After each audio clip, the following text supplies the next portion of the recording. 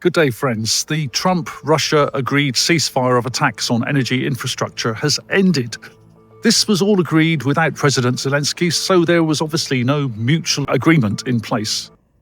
Did the Russian side keep to their promise and not attack energy infrastructure? Well, it appears they did, though they have now resumed energy attacks as of 1st of February.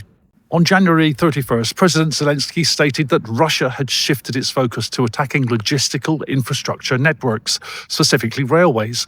And in Dnipropetrovsk, a railway wagon functioning as a power plant was struck, and 7 separate drone attacks were confirmed. But why attack railways? First, to disrupt military supply lines for troops and equipment. Second, harm the economy by cutting the transport for goods like grain and metals. Thirdly, frontline regions become isolated, reducing communications, supplies and movement of civilians. On 1st of February, the pause ended. Russia launched a missile attack on the energy facilities in the Myropil Poltava Oblast, triggering emergency power cuts across 7 oblasts. If we look at what's happening in Kyiv, what support is in place for residents facing cold and hardship?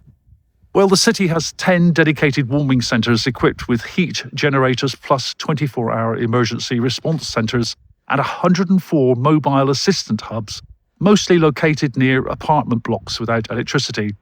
At these sites, people can warm up, get hot drinks and meals, charge phones and access communication services. Some centres have psychologists to help with trauma, spaces for children, and beds for those in emergency or medical need. There's also an app giving details of these places. But what if things get worse? On January 23rd, Kyiv Mayor Klitschko urged people to leave the city due to damaged power grid and freezing temperatures. But where can they go?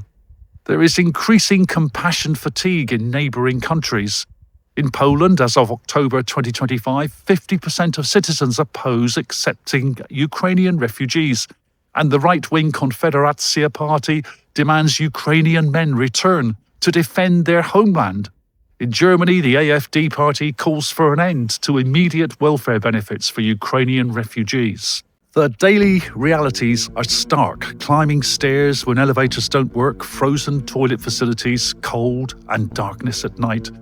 It's clear Ukrainian resolve is determined, but faced with such widespread physical challenges, will there come a time when Ukraine's administration will have no option but to readjust its defiant stance and concede that for the sake of preserving the integrity of a nation, it may be necessary to take stock of its current state of health?